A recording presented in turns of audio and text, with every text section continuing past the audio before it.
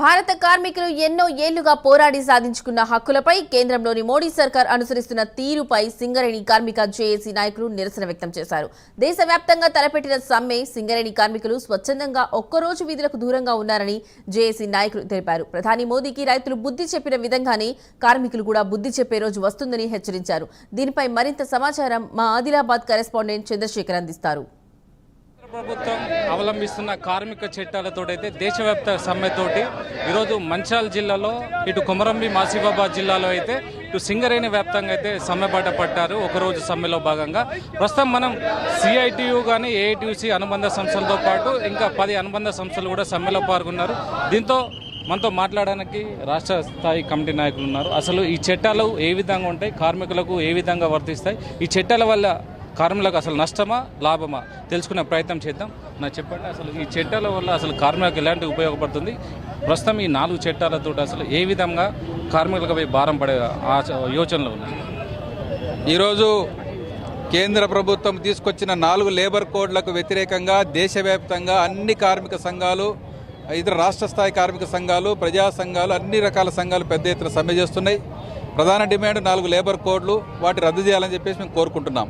ఈ 4 లేబర్ కోడ్లని కేంద్ర ప్రభుత్వము 2020 సంవత్సరంలో 19వ సంవత్సరంలో బీజేపీ సర్కారు 44 చట్టాలని రద్దు చేసి అందులో 29 చట్టాలని కలిపేసి ఒక 4 లేబర్ కోడ్లను తయారు చేసింది. అందులో 4 లేబర్ కోడ్లో ముఖ్యమైనటువంటి అంశాలు ఏంటంటే, మనమందరం కూడా పెరిగిన ధరలకు అనుగుణంగా కార్మిక వర్గం కనీస వేతనం 26,000 రూపాయలు అన్స్కిల్డ్ వర్కర్కి ఉండాలని చెప్పి డిమాండ్ చేస్తున్నాం. కానీ నరేంద్ర మోడీ సర్కారు రోజుకు 175 రూపాయలు డిసైడ్ చేసింది. రెండో పాయింట్ ఏంటి, కేంద్ర ప్రభుత్వం కానీ రాష్ట్ర ప్రభుత్వాలు కానీ వాళ్ళే నిర్ణయం చేసుకుంటారు వేతనాలు, యజమానులు ఇవ్వగలిగినంత తీసుకోవాలి తప్ప మీరు కోరుకున్నంత కాదని చెప్పేసి ఉల్టా ఈరోజు బీజేపీ ప్రభుత్వం కనీస వేతనాలు లేకుండా కొత్త చట్టం చేసింది. అలాగే 8 గంటల పనిని 12 గంటలకు పెంచుకోవడానికి అవకాశం కల్పిస్తూ చట్టం తీసుకొని వచ్చారు. మూడవది, కార్మిక సంఘాలు యూనియన్ పెట్టుకోవడానికి, సమ్మె చేసుకోవడానికి, అలాగే అగ్రిమెంట్లు చేసుకోవడానికి అవకాశం లేకుండానే అనేక రకాల మార్పులు తీసుకొచ్చిన పరిస్థితి ఉంది. సమ్మెలు చేస్తే జైలు శిక్షలు, ఫైన్లు వేస్తాం కార్మిక సంఘాల మీద అని చెప్పి చెప్తా ఉన్నారు. అలాగే ప్రావిడెంట్ ఫండ్ కానీ 12% పీఎఫ్ కట్ చేయాలి ప్రతి కార్మికుడికి. ఈరోజు 10% తగ్గిస్తూ గవర్నమెంట్ నిర్ణయం తీసుకొని వచ్చింది. ఒకవేళ కంపెనీలు నష్టాల్లో ఉంటే పీఎఫ్ కట్టుకోవడానికి మినహాయింపు ఇచ్చినట్టు పరిస్థితి మనం చూస్తూ ఉన్నాం. ఈఎస్ఐ కానీ బోనస్ కానీ చట్టాలు అమలు చేయకుండా అనేక రకాల మార్పులు తీసుకొని వచ్చారు. వీటితో పాటు అన్ని కంపెనీల్లో పర్మనెంట్ వ్యవస్థ ఉండాలని చెప్పేసి కార్మికులు కోరుకుంటే సెంట్రల్ గవర్నమెంట్ కొత్త చట్టంలో ఫిక్స్డ్ టర్మ్ ఎంప్లాయ్మెంట్ అని చెప్పేసి తాత్కాలిక ఉద్యోగులు నియమించుకోవడానికి చట్టమే చేసిన పరిస్థితి ఈరోజు మనం చూస్తూ ఉన్నాం. అలాగే 300 మంది లోపు ఉన్నటువంటి ఏ కంపెనీనైనా మూసేసుకోవడానికి గవర్నమెంట్ పర్మిషన్ లేకుండా కంపెనీలకు అధికారం కట్టబెట్టే పరిస్థితి ఈరోజు కేంద్ర ప్రభుత్వం చేసింది. అందుకే కార్మిక వర్గాన్ని మళ్ళీ కట్టు బానిసల్లాగా పెట్టుబడిదారులకు ఊడిగం చేయడానికి మోడీ సర్కార్ ఈ చట్టాలు తీసుకొని వచ్చింది. ఓన్లీ కార్పొరేట్ సంస్థల కోసమే, కార్పొరేట్ సంస్థల లాభాల కోసమే, వాళ్ళ డబ్బుల కోసమే ఈరోజు ఈ చట్టాన్ని మార్చిందని చెప్పి సందర్భంగా చెప్పదలుచుకున్నాం. ఒక కార్మిక వర్గంతో పాటు ఈరోజు అసంఘటిత కార్మికులు ఉన్నారు, హమాలి కార్మికులు, బిల్డింగ్ కార్మికులు, ట్రాన్స్పోర్ట్ కార్మికులు, బీడీ కార్మికులు, వాళ్ళకి సమగ్ర శాసనమే లేదు, కనీస వేతనాల సిస్టమ్ లేదు, ఒక వెల్ఫేర్ స్కీమ్స్ లేవు. అలాగే స్కీములలో పనిచేసే వాళ్ళు ఉన్నారు, అంగన్వాడీలు, ఆశాలు, మధ్యాహ్న భోజనం కార్మికులు, ఈరోజు అనేక రకాల స్కీమ్ వర్కర్లు, మహిళా కార్మికులకు కార్మికులుగా గుర్తించడానికి నిరాకరించింది మోడీ సర్కార్. అదేవిధంగా ప్రభుత్వ శాఖల్లో పనిచేస్తున్నటువంటి కేంద్రమైన రాష్ట్రమైన కాంట్రాక్ట్ ఎంప్లాయీ పర్మనెంట్ చేయాలని చెప్పి డిమాండ్ చేస్తూ ఉంటే అది పట్టించుకోకుండా ఉంది.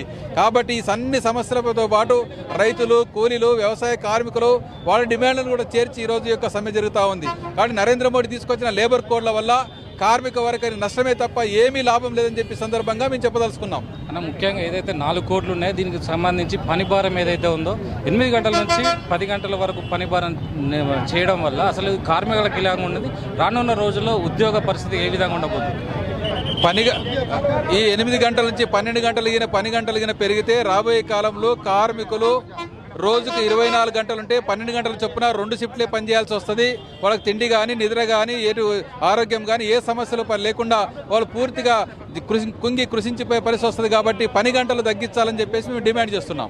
కేంద్ర ప్రభుత్వం అవలంబిస్తున్న పని ఏదైతే 4 చట్టాలు ఉన్నాయో దాన్ని వెంటనే ఉపసంహరించుకోవాలని అయితే ఇటు అఖిలపక్షానికి సంబంధించి ఈరోజు దేశవ్యాప్తంగా సమ్మెతో మొదలైన సందర్భంగా ఈ సమ్మె విజయవంతం చేయడానికైతే ఇటు అన్ని సంఘాల నాయకులు అయితే మద్దతు కూడా కట్టుకున్నారని తెలుస్తుంది. ఏది ఏమైనా ఇటు కార్మిక చట్టాలకైతే దీనికి సంబంధించిన పని భారంతో పాటు అనేక కార్మిక సంఘాల 44 చట్టాలను వెనక్కి తీసుకోవాలని అయితే ఇటు ఉన్న కార్మిక సంఘం నాయకులు అయితే చెప్తున్నారు. కెమెరా పర్సన్ రాముతో చంద్రశేఖర్, ప్రైమ్ 9 న్యూస్, మంచిర్యాల జిల్లా.